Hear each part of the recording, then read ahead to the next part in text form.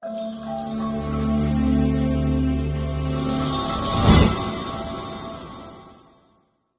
ayaa saaka ka bilowday degmada Ceeldheer ee gobolka Galgaduud ee bartamaha Soomaaliya.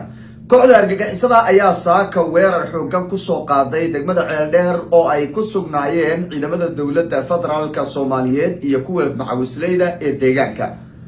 Haddaba dagaalkaasi iyo xogihii ugu dambeeyay khasaaraha gacan ku haynta magaalada iyo qaabka weerarka uu ku bilowday ayaan qodobkeena koobaad ku iftiimin doonaa. Waxaan dhinaca kale dul istaagi doonaa qorshihii dawladda federaalka Soomaaliyeed ay waday ee la xiriiray dhismaha Jubbaland cusub iyo qabanqaabadii socotay iyo halka ay ku dambeysay ayaan iyadana xogab ka soo kordhay idinla wadaagi doonaa oo aynu dul istaagi doonaa. Soo dhawaada idinkuna muuqaalka like saaro aragtidiina igula wadaaga qaybta commentiga. isku soo noqod wanaagsan mar kale, subax wanaagsan, maalin wanaagsan, habeen wanaagsan, waqti walba inay tahay wanaagsan. haddii aynu ku bilowno saaka hirtii ayay kooxdii argagixisada ahayd weerar ku soo qaadeen degmada Ceeldheer ee gobolka Galgaduud ee bartamaha Soomaaliya. waa deegaano galmudug ka tirsan, waa gobolka Galgaduud bay Ceeldheer ka mid tahay, waa degmooyin qadiimi ah ama degmooyinkii qadiimiga ahaa ayay ka mid tahay, waa degmo istiraatiiji ah. kooxda argagixisadaana marar badan bay ku soo laablaabteen balse uma suuragelin inay gacantooda gasho. ciidamada dawladda federaalka Soomaaliyeed ayaa gacanta ku haya iyo waliba kuwa deegaanka oo isgarabsanaya. in muddaaba degmadan ma aysan arkin kooxdii argagixisada ahayd sidii looga saaray. ciidamada dawladda iyo kuwa macawisleyda ayaa maamulaya, dadka deegaankuna nabad iyo xorriyad ayay halkaasi ku haysteen. saaka ayay isku dayeen in ay qabsadaan, weerar bay soo qaadeen dhowr jiha. waxaana wararka hordhaceena soo gaaraya ay sheegayaan walow dagaalku waqtigan uu duubahayo oo 12 subaxnimo aynu joognay waliba qadar daqiiqada ah. wararka naga soo gaaraya ay sheegayaan in ay ciidanka dawladdu weli gacanta ay ku hayaan, kooxdiina jab xoogan la gaarsiiyey, la durjiyey, meydadkooda ay ka carareen oo waliba halkii lagu dagaalamay weerarka ay kasoo qaadeen meydadkoodu ay daadsan yihiin. lama garanayo inay tay soo rogaal celiyaan mar kale ama ay gacanta ku dhigi doonaan, balse waqti xaadirkan oo inala hadlayo ciidamada dawladda ayaa gacan sareeya. jab xoogan oo aad u ballaaran ayaana la gaarsiiyey kooxdii argagixisadaha. isku daygoodii iyo dabcii ay lahaayeen oo ahayd inay niyad jabiyaan ciidanka dawladda iyo kuwa deegaanka iyo weliba dadka shacabka Soomaaliyeedba ayna qabsadaan magaalada oo ay arbushaana uma suuragelin. dhowr asbuuc ka hor bay ahayd markii ay isku dayeen inay isa soo abaabulaan oo laga warhelay duleedka magaalada iyagoo is abaabulaya, kadibna ciidamada dawladdu ay ku bixeen ayna halkaasi ku fashiliyeen weerarkooda. mar kale ayayna saaka isku soo dayeen dagaal culus oo markaasi waxba aan la isku reeban, hubka noocyadiisa kala duwan la isku adeegsaday ayaana halkaasi ku dhex maraya ciidamada dawladda iyo weliba kuwa argagixisada.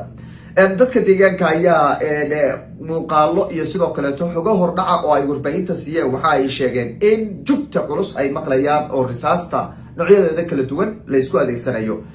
waynu eegi doonaa wixii kasoo kordho muuqaaladeena dambe ayaan idinkula wadaagi doonaaye. haddii aynu eedno dhinaca kale, dowladda federaalka waayahan waxaan ogsoonayn inay waday qorshaha dhisida Jubbaland cusub oo dadka reer Jubbaland la iskugu keenayo magaalada Garbaharey ee xarunta gobolka Gado. maalmaha way aamusto, xaaladda xoogaa way yara aamustay, mas-uuliyiinta wax ka hadlaya male, waxa weeye wax siyaasi ordin male, xaggey wax ku dambeeyeen bay dad badani ay isleeyihiin. dawladdu qorshihii horta way wadaa, wax iska dabamaray oo hadda la og yahay oo dawladdu iska dabamaray horta ma jiro. waxaa gebi ahaanba soo fashilmay oo gebi ahaanba meel been abuur ahaa. warkii baraha bulshada la soo geliyay ahaa xasan iyo waxa wada hadlaya ninka la yiraahdo Axmed Madoobe.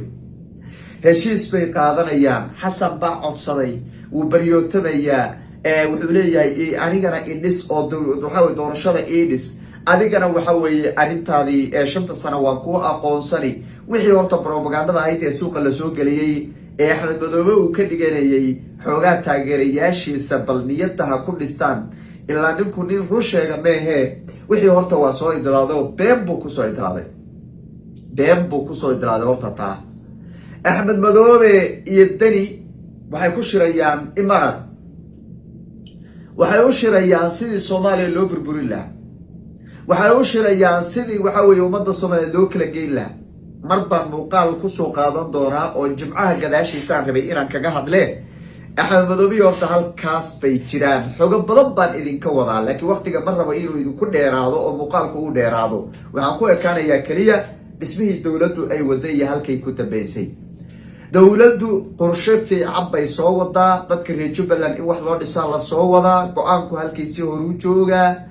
musharaxiintii Jubbaland u tartamaysay baa kusii qulqulaysaa magaalada Garbaharey iyo weliba magaalada Muqdisho. shalay oo ugu dambeysay magaalada Muqdisho waxaa gaadhay musharax madaxweyne Dr. Axmed Saafi ayaa gaadhay oo ka kicitay magaalada Nairobi ee caasimada dalka Kenya. Muqdisho ku sugaya cidii way ogtahay cidda aan ogeyna dee Muqdisho ninkaas ha ka raadiso. waa nin dadaal badan, waa nin dhalinyaro, waa nin doctor, waa nin kamid ah musharaxiinta Jubbaland u tartamaysa xilkeeda ee weliba doonaysa in ninkan keligii taliskee ummadda dhibaateeyey afka ciidda loo daro ummadda laga dulqaado. marka ninkaas xamar buu joogaa, shalay uu ka degay shirar buu halkaasi ka wadaa. shirarkaa kadibna Garbaharey buu u duuli doonaa.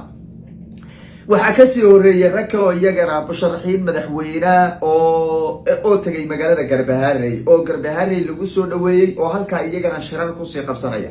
waxaa kaleeto jira kuwo kale oo maanta ama berito ama maalmaha ugu soo aadan iyagana u qorshaysan yahay inay gaadhaan oo magaalada Muqdisho doonaya inay baasha ay kasii bilaabaan oo ay dadka ummadda halkaa iskugu keenaan oo ay hadafkooda caddeeyaan kadibna ay Garbaharey u daro. marka meesha Garbaharey baa lagu sii qulqulaya oo lagu sii socdaa. dadkii reer Jubbaland halkaa bay iskugu tegayaan, musharaxiintii iyo daneeyayaashii Jubbaland cusub iyo weliba in ummadda la isku keeno iyo dadkii ka danqanayay bulshada reer Jubbaland sidan ay ku jirto iyo dhibaatadan ay ku sugan tahay. dadkii ka danqanayay ee ka naxayay waxay kusii socdaan Garbaharey iyo xamar iyo dhulka wax lagu dhisay kusii socdaan oo kusii qulquleen. dal iyo dibadba waa laga soo socdaa.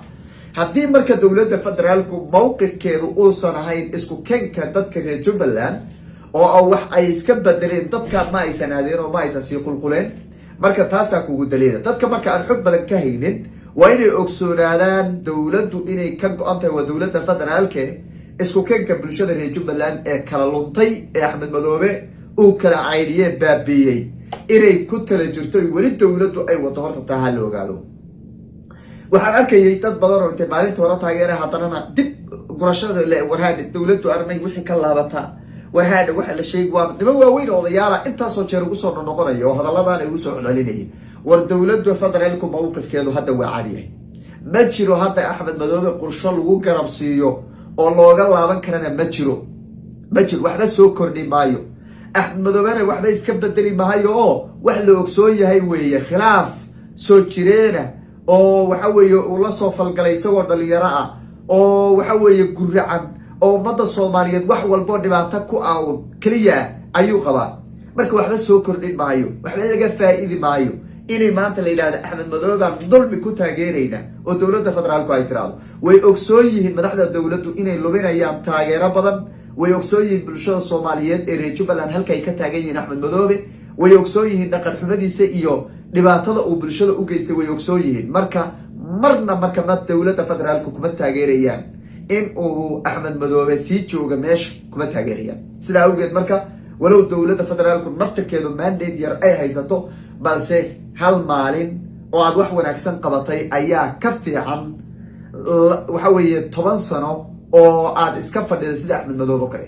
marka halka maalin ee wax fiican intay qabtaan bulshada reer Jubbaland u hiiliyaan, xaqiiqda ay garab istaagaan, xuquuqda dadkaasi ay dhowraan, ayaa uga taariikh wanaagsanaan doonta in badan oo ay joogaan. wanaagsoona weliba madax badan oo Soomaaliyeed oo soo martay kursigan madaxweynenimada ama xukuumadda federaalku inay ku guuldareysteen. marka aad iyo aad baan marka u rajaynaynaa inay sii wadi doonaan madaxda dowladda federaalku taageeridda dadka reer Jubbaland.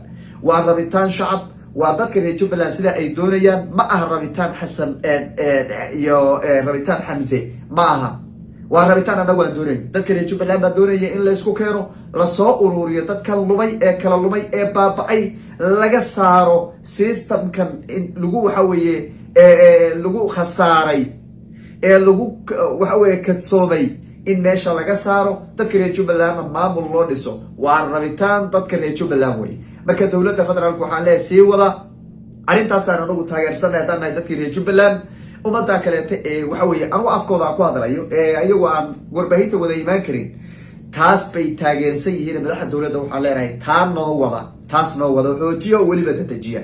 arrimo hoosaa jiro oo xagga xamse iyo ra-iisul wasaaraha iyo kasoo babaxayaa jira laakiin markeedaan iyadana ka hadli doonaa hadduu alla idoo la xidhiidha arrinta dhisitaanka mar kalen laakiin ka hadli doonaa haddii ilaa yidhahdo laakiin hadda dowladda iyo mawqifkeedu waa midkaas sidaa ha loo ogaado musharaxiintiina waa sii qulqulayaana ha laga warhayo dadka reer Jubbaland ee weliba gaar ahaan gada joogana waxaan leenahay isha ku haya oo musharaxiinta isku si u soo dhaweeya oo musharaxiinta soo wada dhaweysta oo waxa weeye soo wada baxa oo bulshada waxa weeye iskugu tagto garbahaarey oo qofka imaanaya ha laga dareemo dareenkiina ku aadan in la helo isbedel ha laynaga dareemo